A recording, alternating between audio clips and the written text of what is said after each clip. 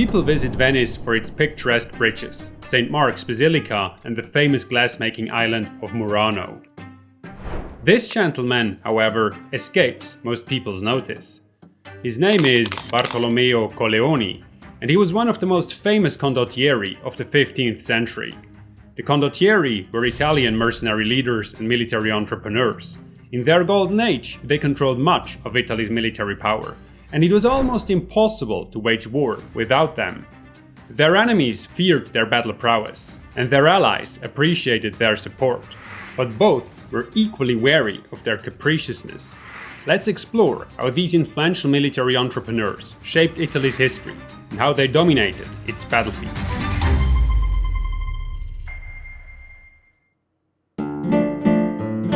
In the 14th century, the city-states of northern Italy faced a problem. They had become rich through trade with the Orient and needed powerful armies to assert their territorial ambitions. However, they could not afford to maintain their own permanent troops because warfare in this period was dominated by heavily armed horsemen, who took years to train and cost huge sums of money.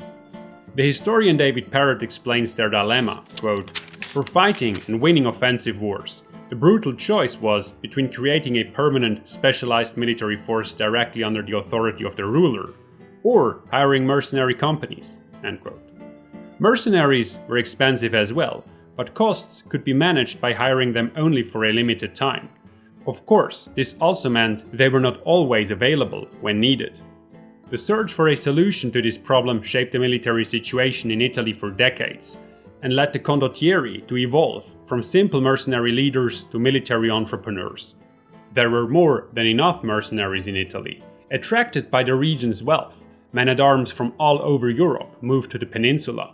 They were both a nuisance and a blessing for Italy, because while some offered themselves as mercenaries, even more preferred to loot, rob, and blackmail. Some even made it their daily business to travel from town to town and extort money by threatening to plunder their territories. One such example was Werner of Urslingen, the founder of the German Great Company. At the height of his career, he basically ran an Italy-wide protection racket. If you want to know more about these early companies, click the playlist on the info card in the top right corner. Starting in the late 1350s, the plundering companies encountered increasing resistance. For example, the Great Company, now led by Conrad of Landau, was defeated twice by the city of Florence in 1358 and 1359. These defeats encouraged others to also resist the marauding mercenaries, causing their ransom and booty to dwindle and the risk to grow. This forced the leaders of the companies to change their approach. The best known representative of the new generation of mercenary captains is the Englishman John Hawkwood. This handsome man, like much of our artwork, can be bought as a print in our merch store. Hawkwood led the White Company, which was made famous by the same-named novel by Arthur Conan Doyle. Before becoming independent, Hawkwood's men served in the 100 Years' War, which taught them to rely on dense formations of dismounted men-at-arms combined with archers. It was this tactical system that gave the White Company an advantage over other mercenaries. Hawkwood himself became the most sought-after soldier in Italy. He served Pisa, Milan and the Papal States, before finally settling into Florentine service until he died in 1394.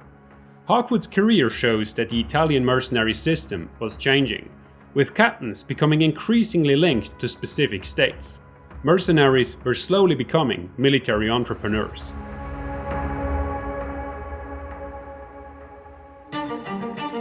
In the late 14th century, an ambitious man named Gian Galeazzo Visconti ruled the Duchy of Milan. Visconti dreamed of making his city the most powerful metropolis in northern Italy. To secure the necessary military clout, he recruited several influential mercenary leaders, some of whom remained in his service for over 20 years. These men belonged to the first generation of condottieri who came from Italy and remained in the service of one master for a longer term. They were the first generation of the golden age of the condottieri. Let's look at who these men were, how their business worked, and how they waged war. A good condottiere had to have three things above all: military skills, a feel for politics, and a good network. Anyone with these three things who managed to carve himself a reputation as a reliable man could expect a long and stellar career.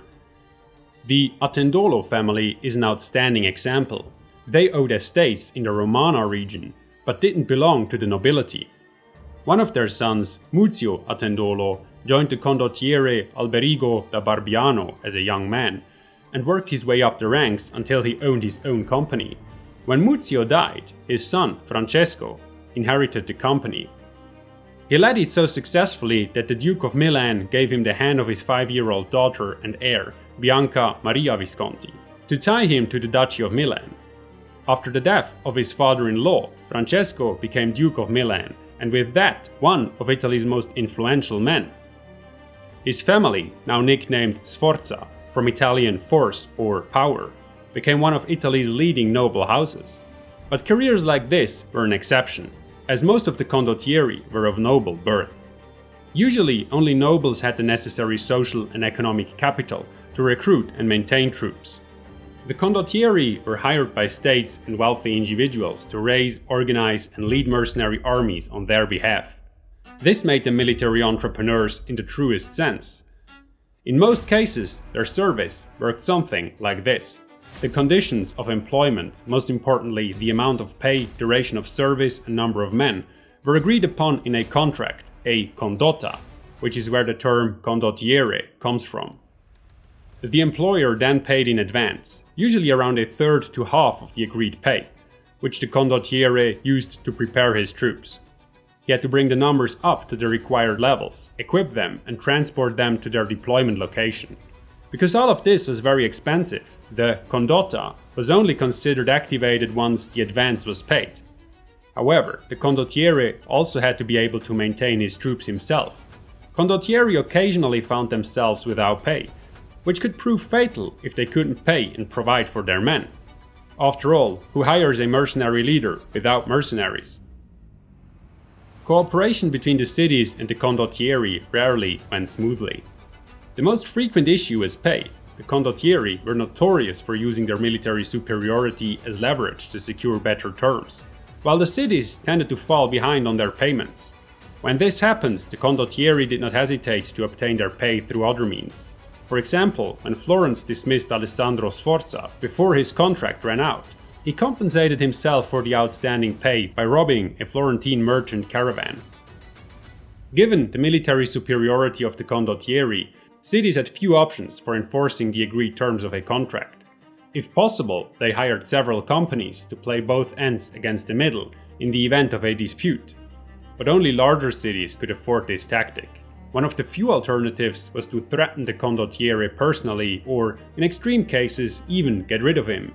Jacopo Piccinino, for example, was thrown out of a window in 1465 because his employer, the King of Naples, distrusted him, but considered him too dangerous to dismiss.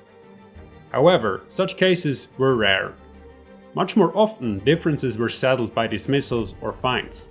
For example, it was common to withhold pay if the mercenaries did not perform as agreed, and to dismiss the condottiere if he disobeyed orders or misbehaved.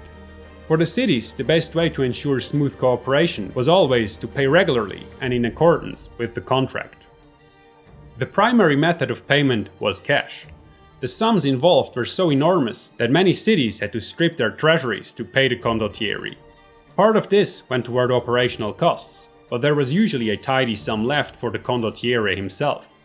Bartolomeo Colleoni, whom we met in the introduction, owned his own castle, extensive estates, and had amassed a cash fortune of 232,000 florins by the time of his death in 1475, which would roughly correspond to $150 million today. This is also how Colleoni got his statue. He bequeathed his fortune to Venice, with the condition that the city erect a monument in his honor. Long-serving captains were also rewarded with land privileges and titles. In the Middle Ages, land and titles always had a socio-political function, so slowly but surely the condottieri became attached to states. Some condottieri were even ennobled, formally declared members of the ruling family, or, like Francesco Sforza, given the hand of a daughter, albeit usually an illegitimate one. The fact that the condottieri of the 15th century owned manor houses in the city of their employers, had ceremonies held for them, and were honored with portraits and monuments, illustrates that they were no longer simple mercenaries, but a kind of warrior caste, a group of highly respected military entrepreneurs who moved into elite social circles and had great political influence. Nevertheless, the Condottieris' trade was war, and their capital was their troops. They recruited their men directly, usually on their personal estates, or concluded contracts with smaller mercenary companies. For cities and lords, it was essential to hire a condottiere with a good reputation and a large budget, as these condottieri had a better chance of finding sufficient troops quickly, especially in times of war, when the warring parties were all suddenly competing for a limited number of recruits. The troops of the condottieri consisted mainly of heavily armed men-at-arms and infantry, as was common in Europe at the time. According to one of the most influential experts on Italian mercenaries, William Caferro, the composition and size of the troops varied according to the circumstances. The armies of the condottieri could number between a few hundred and several thousand men. But size was not everything. Good condottieri ensured they were always at the cutting edge of warfare. In the 15th century, for example, they followed European developments and increasingly relied on firearms and artillery, infantry and light cavalry, such as the famous Venetian stradiotti. The tactical goal of the condottieri was not to destroy their enemy in battle. According to William Caferro, warfare in Italy was economic at the time, so the aim was to inflict the greatest possible financial damage. This suited the condottieri very well, as they were reluctant to risk the lives of their men in open battles because of the enormous risks involved. They preferred raids, plundering and ambushes. Some of the condottieri's masterstrokes became legendary. One example is the so-called March Through the Snow by Erasmo da Narni, better known as Gatta Melata, the honeyed cat. In 1483, Niccolò Piccinino, a condottiere of Milan, besieged the city of Brescia, which belonged to Venice. Gatta Melata was trapped in the encircled city, with all routes to the south and east blocked. Without Gatta Melata's troops, however, the rest of Venice territory was practically unprotected. Because of this, he decided on a maneuver almost worthy of the great Carthaginian general Hannibal's crossing of the Alps. He marched his 3,000 mounted and 2,000 foot soldiers along a narrow, snow-covered path around the mountains north of Lake Garda to escape the blockade. Tricks like this are characteristic of condottieri warfare. When it did come to a battle, many condottieri resorted to the methods that Hawkwood and his White Company had brought to Italy. They had their men-at-arms dismount and line up in compact formations with long pikes, while archers and artillery tried to provoke the enemy into attacking. In the 15th century, two schools of condottieri emerged, each using different tactics: the Sforzeschi and the Bracceschi. The schools trace back to Muzio Attendolo Sforza and Braccio da Montone, two influential military leaders. Sforza relied on a loyal corps of troops from his homeland, the Romana, deploying them in large blocks. Da Montone, on the other hand, relied on speed and daring, dividing his men into small groups that he rotated constantly to maintain better control and keep fresh reserves at the ready. Despite their differences, the two schools actually had a lot in common. Both focused on strict discipline and saw efficient cooperation between infantry and cavalry as the key to success. William Caferro therefore thinks these were two rival groups connected by family ties and common regions of origins, rather than proper tactical schools. This makes sense given that the 15th century condottieri were a limited group of military experts. Most of them were familiar with each other, having fought either alongside or against each other before. The extensiveness of this network is best illustrated by the Battle of Aquila in 1424, in which the Sforzeschi and the Bracceschi faced each other directly. According to the historian Michael Mallet, the, quote, list of the commanders in the two armies at Aquila could almost be used as a roll call of the leading soldiers of the next generation, end quote. The battle took place on a hot summer day on a plain near the city of Aquila, which Braccio da Montone besieged. When a numerically superior relief army consisting of Sforza and Neapolitan troops marched up to the town in June, Braccio turned away from the siege to face this immediate threat. He wanted to keep the Sforza troops on his right at bay while smashing the Neapolitans in the center and on his left. He failed completely. The Neapolitans intercepted his attack and launched a devastating counterattack, while the Sforza troops also proved unstoppable. When Braccio's line began to collapse, his second-in-command, Niccolò Piccinino, who was supposed to keep the defenders of Aquila at bay, rushed to his aid. This was a mistake, as became clear when the townspeople joined the fray and attacked Braccio from the back. The defeat was devastating. Braccio was wounded in the neck and died a few days later. However, the two schools did not end with the death of their founders. The names Sforza and Braccio were used as battle cries for almost the entire century. By the time of the Battle of Aquila, the states of Italy had made their relationship with the Condottieri more permanent. They tightened their connections with mercenary leaders by increasingly regulating their service. The Condottieri system was now so well established that it was almost impossible for a city to wage war without them, as they controlled a large part of Italy's military capacity. Nevertheless, availability remained a problem. One solution was the condotta in aspetto, a contract that required a mercenary to keep himself available. However, as under this agreement he only received about 1/3 of his pay, this was not a long-term solution. Therefore, it was more commonly used as a preparatory phase for an upcoming conflict.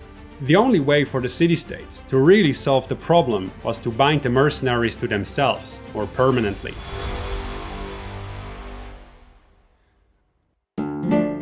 After the Battle of Aquila, the ongoing rivalry between Milan, Florence and Venice plunged northern Italy into 30 years of almost uninterrupted war.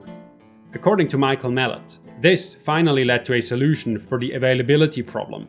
The various methods the city-states had used to tie the condottieri to them before the Battle of Aquila, such as marriage, granting lands, or ennobling the mercenary leaders, were now consolidated and institutionalized. Venice played a key role in this. Until the beginning of the 15th century, the Republic had focused on its overseas activities.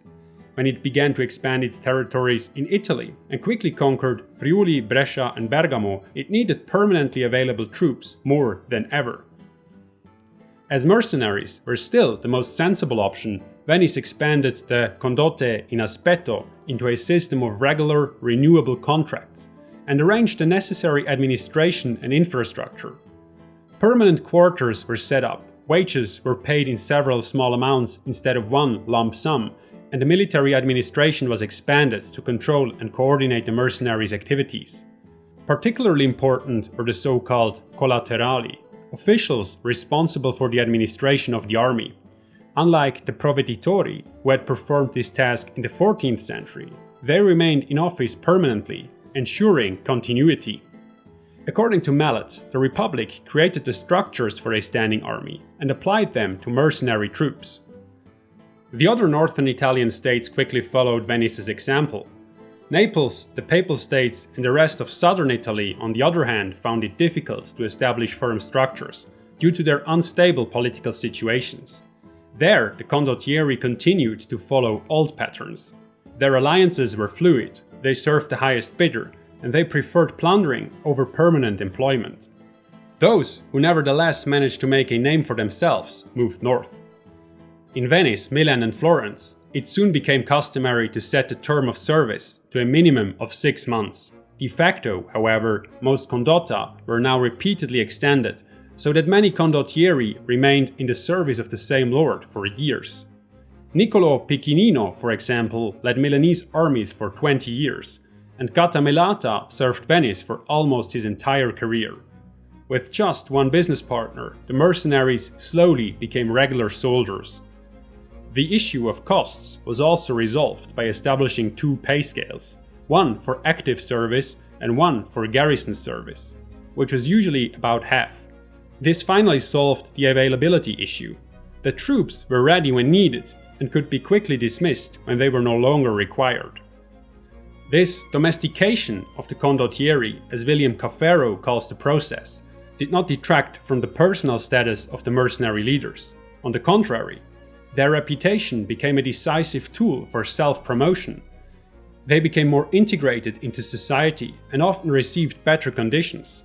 The condottieri were well aware that long-term collaborations offered a stable environment and thus limited but secure income. Quite unlike the short-term employment for wars, which brought quick profits, but also a high level of risk. Sigismondo Malatesta, known as the Wolf of Rimini, experienced this when he led a Venetian army into the Morea in 1463. Upon his return, he discovered that the Pope had used his absence to try to oust him from Rimini. He had a bad word for the Condottieri because the Wolf had had several wagon loads of marble stolen from various churches to build his own Tempio. In the middle of the 15th century, Venice went one step further in creating permanent forces. After Michele Sforza lost the Battle of Caravaggio in 1448, the Republic dismissed him and took many of his troops into direct service as lance spezzate, broken lances. In doing so, it created a small corps of soldiers committed only to the Republic, and thus made it itself a bit less dependent on the Condottieri. Other cities soon followed suit, and took some of the troops of dismissed mercenary leaders into service. According to Mallet, the intent behind this was not to replace the Condottieri, but to retain good troops. Nevertheless, it did have this effect to a certain extent. In the 15th century, there was a clear trend towards standing armies that could be quickly expanded if necessary. Milanese troop lists from the 1470s show that lances spezzate formed the core of the armies and were supplemented by experienced condottieri with long-term contracts. These reduced their troops to half strength in peacetime, leaving around 20,000 men permanently in service. In the event of war, the troops could be increased quickly by having the condottieri replenish their contingents and hiring additional mercenaries.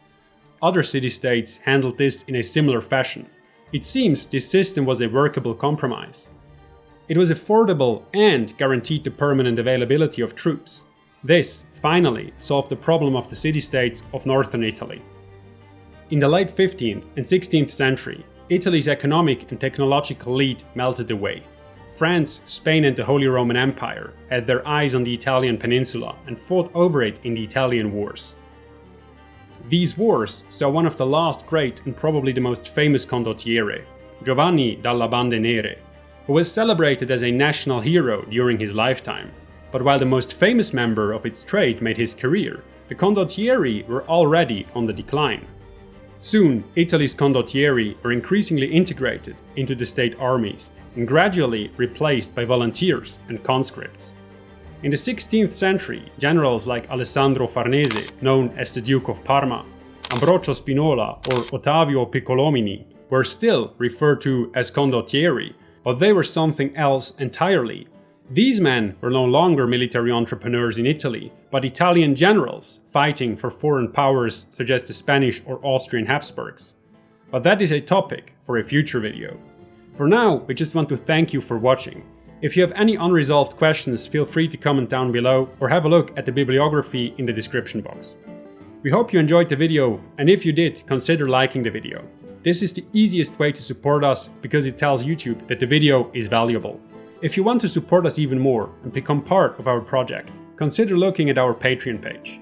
With just $1 per month, you get access to behind-the-scenes footage, artwork, and polls about future content.